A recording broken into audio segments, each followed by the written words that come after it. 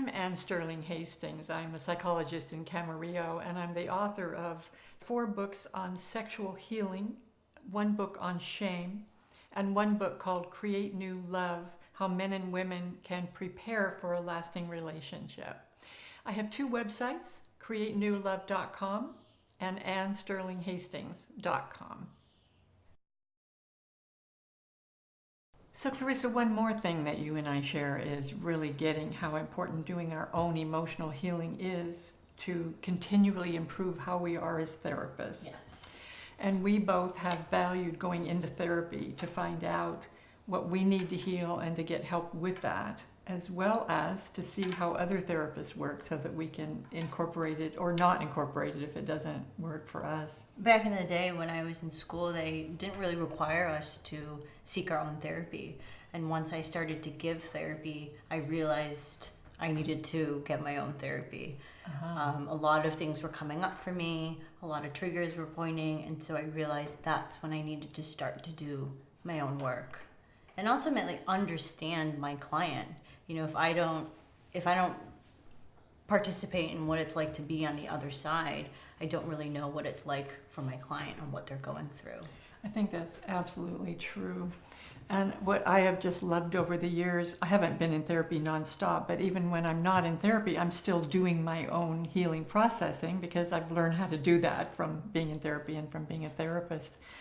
And what feels just wonderful is that each time I go through another round of letting something go, dealing with something from my childhood or whatever it is, I actually see myself working better with my clients, and that's very gratifying. I think it's a constant process that we're going through. We're constantly learning ourselves. Our clients are always bringing up different things for us to learn about ourselves. And in that process, then I'm able to have a better understanding of myself and become a better clinician, just like you're saying. Yes. And we also, of course, learn from certain therapists that we go to how we don't want to be. Yes.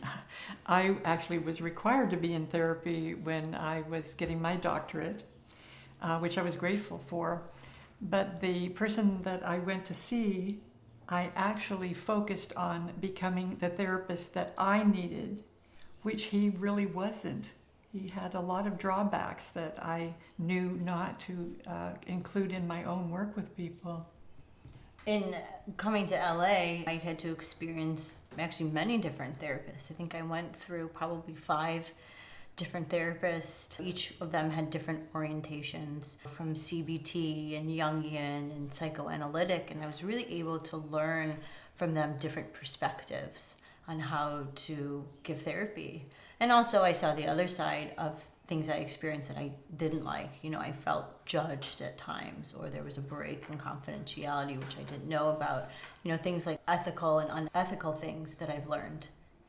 I've had the exact same experiences. When a person violates the confidentiality, then it feels like a betrayal, which is like reenacting childhood.